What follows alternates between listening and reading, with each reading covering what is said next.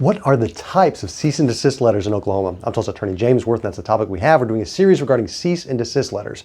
So what are the types in Oklahoma? Well, there's no set list of types. It's not as formal as that. It's not statutory, but these are common ones that we see come up. Essentially, anytime that someone is violating somebody's rights and you want to send out a formal letter from a law firm sent by certified mail advising them that, hey, you're doing this, you shouldn't be, you need to stop. If you don't stop, then this may happen. Then that's going to be a good opportunity for a cease and desist letter to try to stop it, to avoid litigation, get it taken care of faster and cheaper. So what types of letter do we normally see for that? We've got IP infringement. So if we've got infringement on a copyright, on a trademark, something along those lines, that could be a good one to give notice of the violation, opportunity for them to stop before litigation is filed.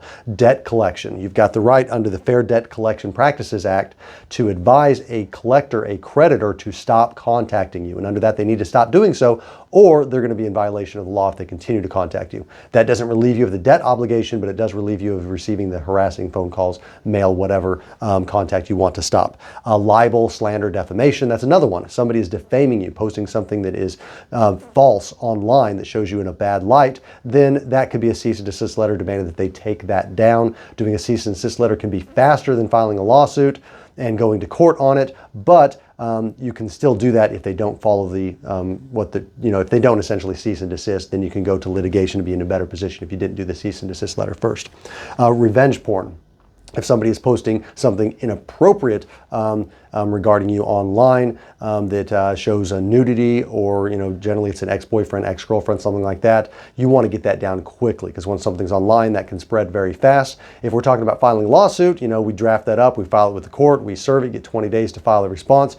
Litigation can be a slow process. You're going to want something to be faster than that. If you can get out a cease and desist letter on something like that, you may want to set it by a process server. You can get it out same day, and hopefully they can see the serious consequences, which is, revenge porn, that is a crime, has a potential for jail time. Advising them of that, demanding they take it down, and hopefully get it down quickly before it spreads too much.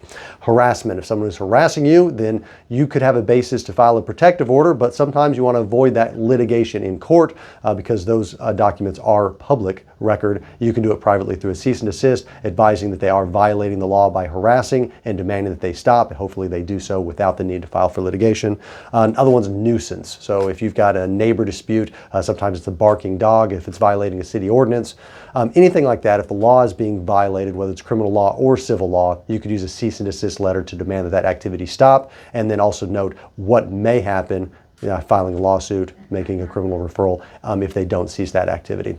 All right, so those are the various types of cease and desist letters that we see at the Worth Law Office. If you've got a scenario where someone's violating your rights, you're going to want to talk to somebody specifically about that. Schedule it with an attorney so you can talk privately, confidentially, and get legal advice. To schedule that with an attorney at my office, you can go online to makelawEasy.com.